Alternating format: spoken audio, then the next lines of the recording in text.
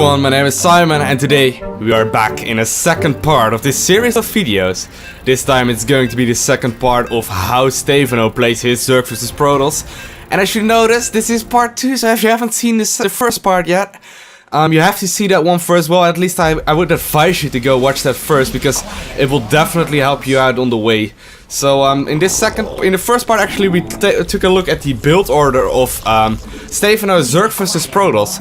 Since Zerg vs Protoss is Stephano's best matchup, and Stephano is one of the best Zergs in the world. So we want to learn and study his game and actually want to learn how he got so good. So in this game we are actually going to play against no one. We are not going to look at anything. We are just going to look at the basics of the build. We want to execute them the best we can and just copy exactly what Stephano did. So last episode we got the build order down. It's going to start up with a 9 Overlord, followed up by a 14 spawning pool, a 15 Overlord and a 15 hatchery. So right now we are not playing against the computer at all. We are just playing against nothing. So we don't have to worry about scouting, we don't have to worry about our Zergling placement or our army placement. We don't have to worry about Overlords. So what I'm going to do this game is actually send all my Overlords across the map. I don't need them. I'm not gonna worry about them at all. So I'm just going to show you the game from my perspective. I just played this myself. I'm trying to add no spamming. I'm trying to give you as less APM as possible. Just want to show you the complete basics on how to do the build that Stephano loves and does. So as you can see, 9 Overlord opened up. Gonna get a 14 spawning pool right now. So that's the opening Stephano did, so I'm just gonna do exactly the same. Stephano then went ahead by just getting more and more drones. As you can see, I'm just spraying my drones out a little bit, so I just want to give you a little bit of an advantage. That of course isn't necessary at all, but as once again you can just do that. So it's just going to be the utter basics. Also sending my 15 Overlord to the other side of the map, just like Stephano. Well, Stephano wouldn't do that, but you know, I would do that. So I'm sending around 200 minerals. I'm sending a drone to my natural as soon as I'm at 15 supply 200 minerals. And that will get me my hatchery up. So right there, we are actually not gonna produce anything. We are just gonna do the same thing that Stephano did as well in his build order. And we're gonna get a queen up as soon as the spawning pool finishes, and there the spawning pool goes up. And we're just gonna get a queen up as well as one set of Zerglings right now. And our next larva is going to be a drone. So like as Stephano did, we are going to send the Zerglings to the third base. And the Zerglings will be followed by a drone. Right now I'm just getting 2 more drones, and now I'm just going to sit back and wait. So the drones are going to follow the Zerglings. The Zerglings are already running across the map as we speak. And those Zerglings are normally going to be for scouting any kind of Protoss or maybe a cannon rush or whatever. Of course, since I'm not playing against an opponent, this won't happen this game, but you never know. So there we go, adding the hatchery. My first queen just spawned, so I'm gonna inject with that. Hotkey it to 5. And now I just want to get my second queen up as soon as I can. So right now we are checking the amount of drones I have in my main. As you could see really quickly, I got 2 rows of drones, which means that I have 16 drones in my main, which is going to be fully saturated, meaning that I get 2 drones on each mineral patch. So what you want to do right now is just getting more and more drones up and get another Overlord at 24 supply. Just like Stephano did. I think Stephano actually did 23 supply, but that isn't a big change. Like Stephano, we want to max out on roaches and Zerglings around 11.5, 12-ish minutes. I think you can even do it at 11.5. I think we do that this game even. So we are just going to continue. So there we go. The second inject. We don't want to miss any injects on our queens.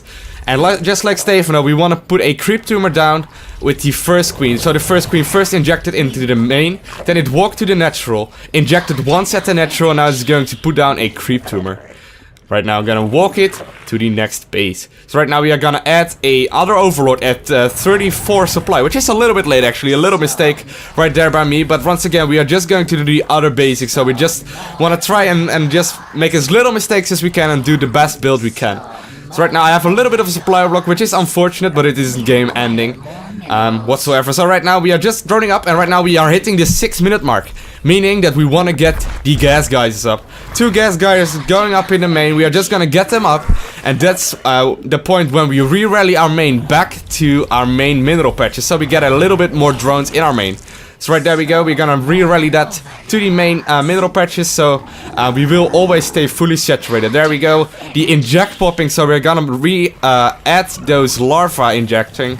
And there we go, putting the drones on gas as soon as the gas geyser finishes. Now what did Stephano do in his build order? Stephano indeed went ahead by getting a roach warren and a evolution chamber around 7 minutes-ish. What I'm going to do is getting just a lot of drones up, as many as I can, and as soon as I hit 100 gas with my 6-minute gas geysers, I want to start my lair up. There we go, lair starting. I want to get an evo chamber up as well as a roach warren right after. So there we go, we are just gonna keep injecting, keep making drones, and the big thing that you wanna be sure about that you don't get supply blocked and that you don't get more than 16 drones on minerals, and just spread your drones out evenly. So there you get the second 100 gas, just like Stephano did in his build order. We are going to use that second 100 gas on getting circling speed, as you could see.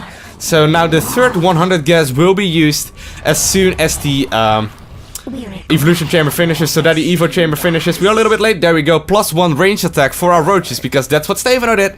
And right as our lair is going to finish up, we are going to get 2 more geysers as well as roach speed.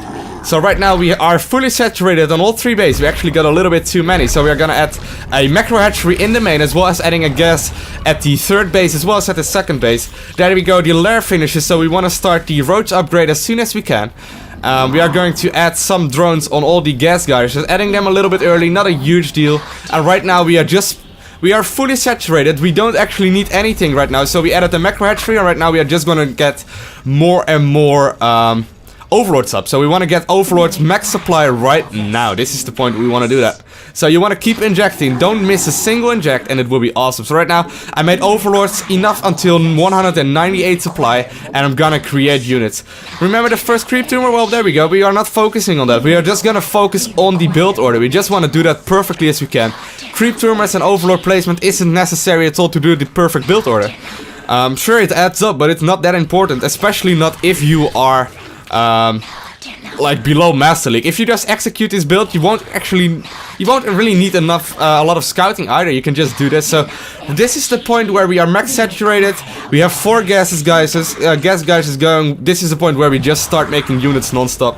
You don't want to miss any injects. As you can notice right here, I'm not even looking at my roaches and links. I'm making them, but I'm not looking at them. This is really important. You want to make sure that you just keep your focus up on the most important priority. Even moving 1 drone from my natural to my main, because I noticed, well, I got 1 too many in the natural, I got 1 too little in the main. Let's just move it around. So we just want to keep injecting. There we go, another inject popping off. Right now we are at 10 minutes and 35 seconds, and we are at 160 supply, so we are on schedule. However, we want to hit the max roach supply and circling supply around around 11.5 minutes. So that's the point that we want to do. So right now we are just going to go ahead and get maxed. You don't really normally have to do much about this. You just want to keep injecting. So, of course, this will be a lot harder in a real game where you have an opponent and you actually need to scout your opponent, and you need to move your army, and you need to be in position and maybe defend against all kinds of shenanigans. But this is the basics, guys. If you want to become better in Starcraft 2, do this. This is what you want to do. Just open up a custom game. Practice a build order and just do something. As you can see right now, we are max supply, and even though we are not playing against an opponent, we really improved right here. So I want to give you this for a tip. Just go out there and play like 10 games. Do exactly like I did right here. Don't think about all the fancy stuff, and just continue improving.